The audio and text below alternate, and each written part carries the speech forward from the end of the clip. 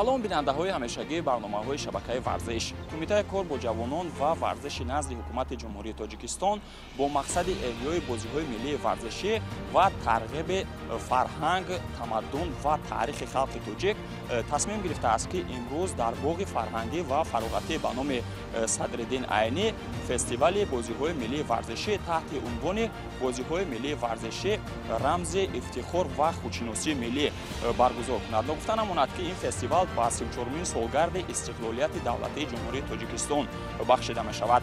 ҳайати эҷодии барномаҳои шабакаи варзиш тасмим гирифтем ки рафти ин фестивалро баҳри шумо инъикос намоем.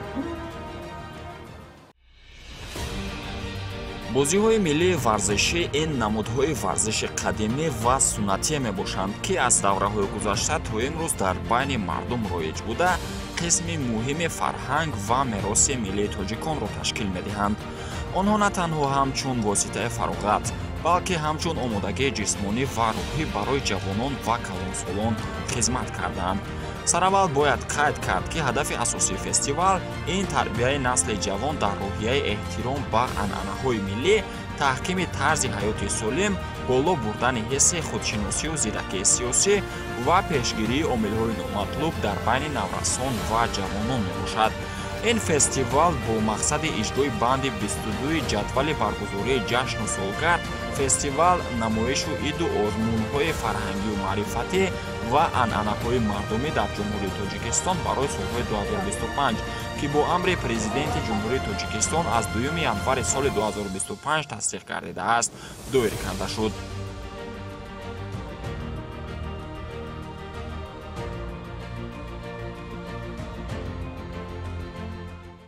бахшида ба рӯзи 34-солагии истиқлолияти ҷумҳурии Тоҷикистон ҳама чорабиниёҷа гузаронида истодааст. аз намуди гӯштини миллӣ, чавгонбозӣ, ламкабозӣ, намудҳои варзиши миллӣ, намудҳои варзиши обӣ, варзиши сабук ва дигарҳо. ман асосан худам гӯштини дзюдо машқ мекардам ва 3 сол боз ба гӯштини миллӣ шавқу рағбати зиёд дорам. дар кафедраи намудҳои варзиши миллӣ гӯштинигирӣ муаллимаи калон шуда кор мекунам. ҳозир бевосита пешвои муаззами миллат Эмомалӣ Раҳмон ба варзиш бисёр диққат дода истодааст. ҳама ба варзиш ҷалб шудааст. чӣ қадар майдончаҳои варзишӣ пешвои хонадонҳои ва хонаҳои баландошуна ҷойгир шудааст. мактабҳои варзишӣ бисёр ҳастанд. бечуну чароқ ҳама метавонанд бепуд рафта машқ кунанд, парчами ҷумҳурии Тоҷикистонро дар дигар мамлакатҳо баланд бардоранд. имрӯз хушбахтона 34-солагии истиқлолияти давлатии ҷумҳурии Тоҷикистонро дар ҳама гӯшаву канори Тоҷикистони азизамон бо як тантана ва шӯру суруру хурсандӣ ҷашн гирифта истоданд. имрӯз аз тарафи Кумитаи кор бо ҷавонон ва варзиши назди ҳукумати ҷумҳурии Тоҷикистон ва донишкадаи тарбияи ҷисмонии Тоҷикистон ба номи ҷаҳонпаҳлавон Саиднурӣ Раҳимов фестивали бозиҳои миллӣ гузашта истодааст ки ин ҳам бошад дастоварди истиқлолияти давлатии ҷумҳурии Тоҷикистон мебошад. хушбахтона баъди ба даст овардани истиқлолияти давлатӣ дар ҷумҳурии Тоҷикистон ҳамаи соҳаҳои ҷумҳурӣ рушду равнақ карда истодаанд. аз он ҷумла соҳаи варзиш низ хеле рушду равнақ карда истодааст. имрӯз мо тавонистем ки бозиҳои миллиро хеле дар сатҳи баланд ва байналмилалӣ онро муаррифӣ намоем. бояд тазаккур дод ки бо мақсади инкишоф, эҳё ва ба таври васеъ тарғиб намудани намудҳои гуногуни бозиҳои миллии варзишӣ ки беш аз 151 намудро ташкил медиҳанд, бо иқдоми Кумитаи кор бо ҷавонон ва варзиши назди ҳукумати ҷумҳурии Тоҷикистон Федератсияи бозиҳои миллии варзишӣ таъсис дода шудааст.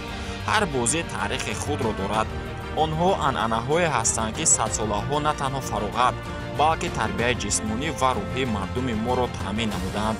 дар саҳни васеъи фестивал беш аз 40 намуди бозиҳои миллӣ ба намоиш гузошта шуданд ки аз ҷумлаи онҳо гӯштини миллӣ, чавгонбозӣ, дастхобонӣ, сангбардорӣ, шоҳмотбозӣ, камонбарӣ, гурзандозӣ, хурусҷанг, чиликдангал, ланкабозӣ, ҳуҷулбозӣ, камонгулак, фалаҳмонпардоӣ, ҳойталак, бандпарак ва намудҳои муосири варзиш буданд.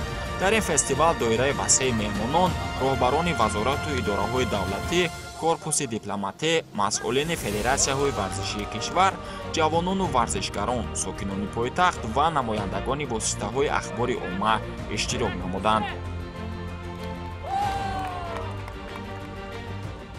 дар тӯли 34 соли истиқлолияти давлатии ҷумҳурии тоҷикистон мо аз бозиҳои олимпӣ ки зинаи баланди бозиҳои варзишӣ аст, медалҳои зиёд ба даст овем. Аз он ҷумла соли 2008 дар бозиҳои олимпии Пекин Расул Боқиёв ва Юсуф Абдусаломов соҳиби медалҳои бозиҳои олимпӣ гардиданд. Соли 2012 Мавзуна Чорева, яке аз бонуҳои тоҷик, ки дар даврони истиқлолия аввалин бонуе мебошад, ки медали бозиҳои олимпиро ба даст овард. Ва соли 2016 бошад, мо қаҳрамони бозиҳои олимпиро омода кардем ва ба ҷаҳониён нишон додем, ки мо метавонем, ки қаҳрамони бозиҳои олимпиро омода кунем. Дилшод Назаров қаҳрамони бозиҳои олимпӣ гардид ва хушбахтона дар соли 2024 мо тавонистем, ки 3 медали бозиҳои олимпиро ба даст орем. Аз он ҷумла Сомон Маҳмадбеков, Давлат Болтаев ва Теймур Раҳимов тавонистанд, ки медали бозиҳои олимпиро ба даст оранд. пеш аз ҳама 24-ум солгарди истиқлолиятро ба тамоми ҳамватонони азиз аз самими қалб табрик мегӯям. бигзор ҳамеша сиҳату саломату сарбаланд бошанд. албатта чуноне ки ба ҳамагон маълум аст, дар 34 соли истиқлолият тоҷикистони азизи мо ҳам аз нигоҳи ободӣ, ҳам аз тамоми ҷанбаҳое ки бигирем, албатта бисёр ба пешрафтаҳои баланди ҷаҳонӣ ноил гашта ҳаст ва ҳамчунон дар соҳаи варзиш.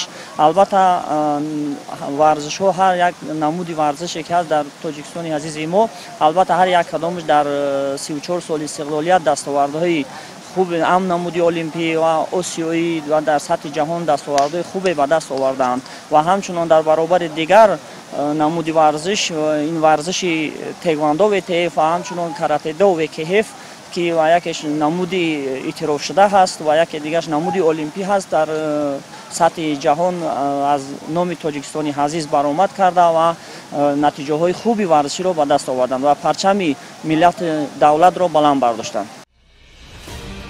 дар айни замон намуди варзиши кӯҳнавардӣ ҳамчун намуди алоҳидаи варзиш эътироф шуда ҳар сол ҳаводорони зиёде пайдо мекунад.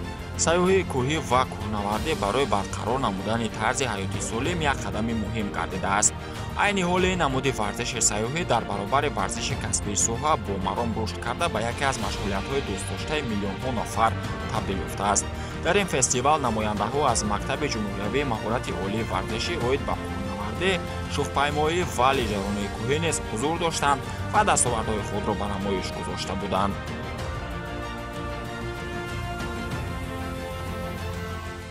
воқеан ҳам дар тӯли 34 соли истиқлоли давлатӣ тоҷикистони азизи мо тавонист дар мусобиқаҳои сатҳи байналмилалӣ дастовардҳои зиёдро муяссар гардад ва ин варзиш муаррифгари давлату миллат мебошад, ки ҳар як варзишгаре ки дар арсаи байналмилалӣ вақте ки ҷойҳои намоёнро ишғол мегардад, парчами давлатӣ боло бардошта суруди миллӣ садо медиҳад, ки барои ҳар як варзишгар ва шаҳрванди ҷумҳурии тоҷикистон боиси ифтихор мебошад.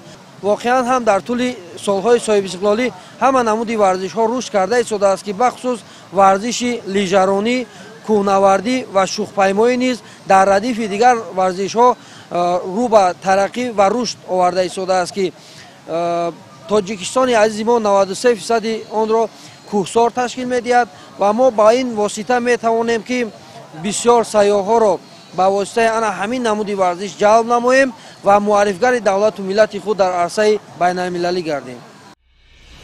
намуди варзишии тенниси рӯи мез низ яке аз намудҳои варзише мебошад, ки дар миёни наврасону ҷавонон рӯз то рӯз маҳбубияти хоса пайдо карда истодааст ва ҳатто кӯдакон низ ба он таваҷҷӯҳи зиёд доранд.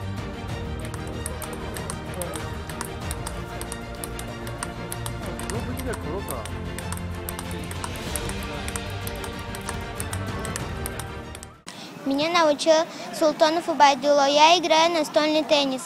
Я участвовала в Санкт-Петербурге, в Кулябе, 2 раза в Кулябе, еще в Узбекистане, в Ташкенте. Я получила в Санкт-Петербурге 7-е место, а в Узбекистане 1-е, в Ташкенте. В Кулябе 2-е. Я хочу участвовать больше всего в России и в Узбекистане. Мне нравится участвовать в спорте. меҳмонон аз қисми асосии чорабинӣ гӯшаи намоиши бозиҳои миллии варзишӣ боздид намуда ба ҳунару истеъдоди варзишгарони наврас ва нигоҳ доштани намудҳои афзалиятноки бозиҳои миллии варзишӣ баҳои баланд доданд.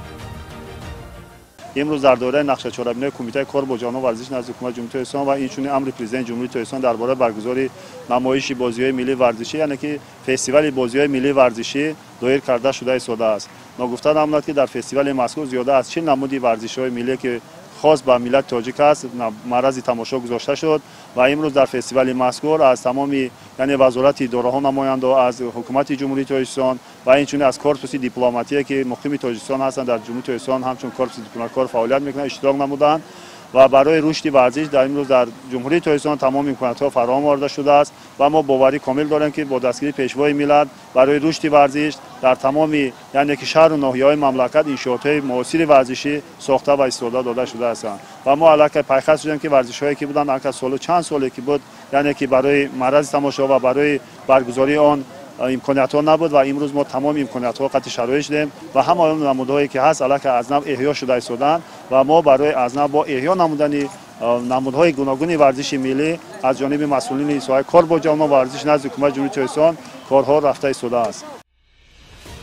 сипас ровиён бо таронаи ватандорӣ ба қисми расмии чорабинӣ ҳусни оғоз бахшида риштаи сухани ифтитоҳиро ба зулфиқор Гулаҳмадзода, раиси кумитаи кор бо ҷавонон ва варзиши кишвар доданд ки раиси кумита дар суханронии ифтитоҳии худ чунин дарҷ намуд. барои мо мояи ифтихор аст ки дар фазои сулҳу субут ва соҳиби истиқлолии ҷумҳурии Тоҷикистон зери ҳидояту ғамхориҳои пайвастаи асосгузори сулҳу ваҳдати миллӣ пешвои миллат президенти ҷумҳурии Тоҷикистон муҳтарам Эмомалӣ Раҳмон ва бо пуштибонии доимии раиси шаҳри Душанбе муҳтарам Рустами Эмомалӣ суннату арзишҳои миллии варзиш аз нав эҳё гардида имрӯз бо равнақи тоза рушд менамоянд. ӯ ҳамчунин таъкид намуд ки намудҳои миллии варзиш барои миллати тоҷик танҳо бозии фароғатӣ набуда балки рамзи матонат, ҷасурат ва ҳуввияти миллӣ мебошад ва имрӯз нақши муҳими худро дар таҳкими дӯстӣ, ҳамбастагӣ ва солимгардонии ҷомеа доранд. раиси кумита бо истифода аз фурсати муносиб аз пешвои миллат муҳтарам Эмомалӣ Раҳмон ва раиси шаҳри Душанбе муҳтарам Рустами Эмомалӣ барои дастгириҳои пайваста изҳори сипос намуда ба роҳбарону намояндагони вазорату идораҳо ва ҳайати меҳмонони чорабинӣ барои ҳузур дар фестивал арзи миннатдорӣ кард.